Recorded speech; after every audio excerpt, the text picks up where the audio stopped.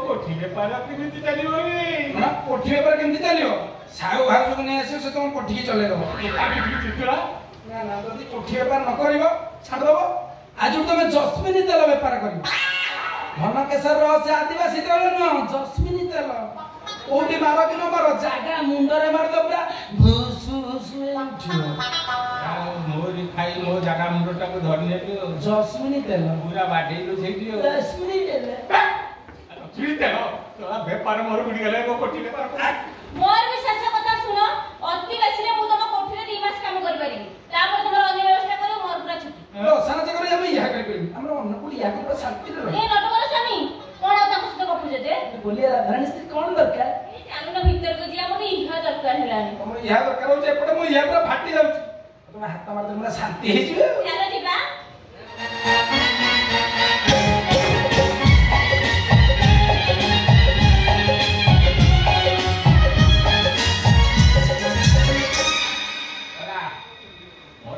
काटते नहीं छाती बोल में चली गले ये भी गोटे गोटे चली गले आउ ना आउ काई 3 मास फेली बेली की काई कोठी तो देबी आउ कोठी बेपार ना आउ रंग बाजार नाही कि रंग नायिका नाही नायिका ते ओनाही ना देखिबा थारु नायिका घर पूरा सुनो एमिति जीवन असारी निरासनी छाती रे करे से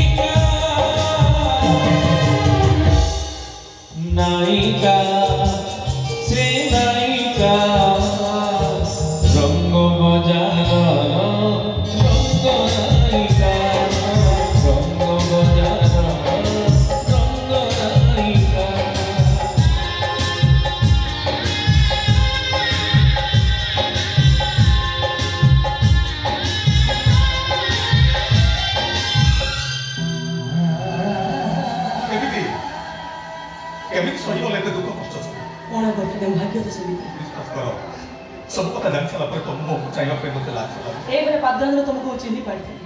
सेहि पय द्वितीय विवाह तिथि अनुसार हो बोली मुझे मान सहित मिसी जो समर्थन करथि जय जगन्नाथ दर्शक देवता आपण मानकु भूमिष्ठ प्रणाम यात्रा सरीबा पय आ मुख्य दृश्य बाकी नाटक चालू अछि रंग बाजार रंगनायिका द्वितीय रजनी माने आज 29/5/2025 29/5/2025 गुरुवार 29/5/2025 गुरुवार शिवानी गणनाट्य नाटक परिवेषण हब से रंगमंच द्वितीय रजनी रे पाटपुर रंगमंच द्वितीय रजनी रे खोर्धा जिला बालियंता पाटपुर रंगमंच देखंतु पाटपुर रंगमंच रे शिवानी गणनाट्यर द्वितीय रजनी रे हाकृष्ण बोली जाऊ जीव अनुष्ठान से चर्चित नाटक जो नाटक प्रत्येक रंगमंच रे 7 राति 6 राति 5 राति 3 राति धरी मंचस्थ कर अजस्त्र सुनाम अर्जन कर सारी से नाटक हाकृष्ण बोली जाऊ जीव ये मध्य टिकेट शो एवं फ्री शो आसतु ये मंच देखु पाटपुर रंगमंच खोर्धा जिला बालियंता पाटपुर रंगमंच रे द्वितीय रजनी देखु हाकृष्ण बोली जाऊ जीव अनुष्ठान चित्तचंचलकारी संपूर्ण भागवत पर आधारित नाटक हाकृष्ण बोली जाऊ जीव द्वितीय रजनी रे हाकृष्ण बोली जाऊ जीव पाटपुर रंगमंच देखु हाकृष्ण बोली जाऊ जीव। ଶିବାନୀ ଗଣନାଟ୍ୟ ଦ୍ୱିତୀୟ ରଜନୀରେ ହାକୃଷ୍ଣ ବୋଲି ଯାଉଯିବ।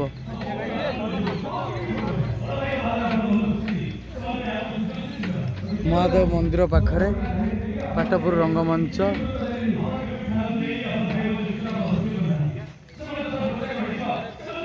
ମହାଦେବ ମନ୍ଦିର ଦେଖନ୍ତୁ, ମହାଦେବ ମନ୍ଦିର ପ୍ରାଙ୍ଗଣରେ ଶିବାନୀ ଗଣନାଟ୍ୟ ନାଟକ ଦ୍ୱିତୀୟ ରଜନୀରେ ହାକୃଷ୍ଣ ବୋଲି ଯାଉଯିବ। ପାଟପୁର ରଙ୍ଗମଞ୍ଚ ଦ୍ୱିତୀୟ ରଜନୀ ହାକୃଷ୍ଣ ବୋଲି ଯାଉଯିବ। ନାଟକ ସରିବା ପାଇଁ ପ୍ରଥମ ରଜନୀର ନାଟକ ସରିବା ପାଇଁ ମୁଖ୍ୟ ଦୃଶ୍ୟ ବାକି। ଆସନ୍ତୁ ନାଟକ ଦେଖନ୍ତୁ। ଶିବାନୀ ଗଣନାଟ୍ୟର ସେହି ଚର୍ଚ୍ଚିତ ନାଟକ ହାକୃଷ୍ଣ ବୋଲି ଯାଉଯିବ। ଫ୍ରି ଶୋ ଏବଂ ଟିକେଟ୍ ଶୋ। ଆସନ୍ତୁ ଦର୍ଶକ ଦେବତାଙ୍କ ପାଇଁ ଅନୁଷ୍ଠାନର ସେହି ନାଟକ ସମ୍ପୂର୍ଣ୍ଣ ଭାଗବତ ଉପରେ ଆଧାରିତ ନାଟକ ହାକୃଷ୍ଣ ବୋଲି ଯାଉଯିବ। ଦ୍ୱିତୀୟ ରଜନୀରେ ହାକୃଷ୍ଣ ବୋଲି ଯାଉଯିବ। ହାକୃଷ୍ଣ ବୋଲି ଯାଉଯିବ ପାଟପୁର ରଙ୍ଗମଞ୍ଚ, ଖୋର୍ଦ୍ଧା ଜିଲ୍ଲା ବାଲିଅନ୍ତା ପାଟପୁର ରଙ୍ଗମଞ୍ଚ।